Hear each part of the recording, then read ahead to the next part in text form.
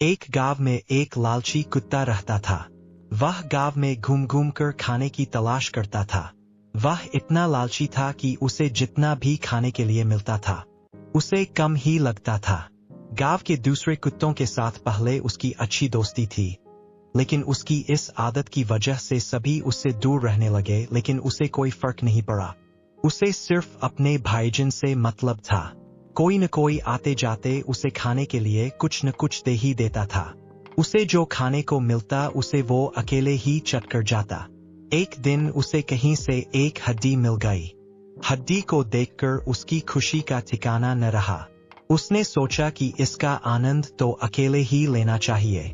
यह सोचकर वो गांव से जंगल की ओर जाने लगा। रास्ते में वह पुल के ऊपर से नदी पार कर रहा था। तभी उसकी नजर नीचे नदी के ठहरे हुए पानी पर पड़ी।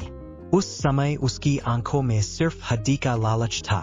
उसे यह भी पता नहीं चला कि नदी के पानी में उसका ही चेहरा नजर आ रहा है।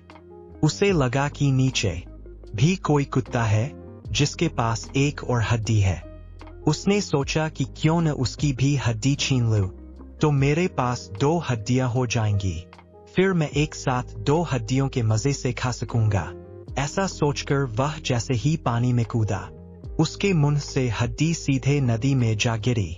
मुंह से छुटकर हड्डी के पानी में गिरते ही कुत्ते को होश आया और उसे अपने किए पर पछतावा हुआ। कहानी से सीख। इस कहानी से हमें यह सीख मिलती है कि हमें कभी भी लालच नहीं करना चाहिए। लालच करने से हमारा ही नुकसान होता है।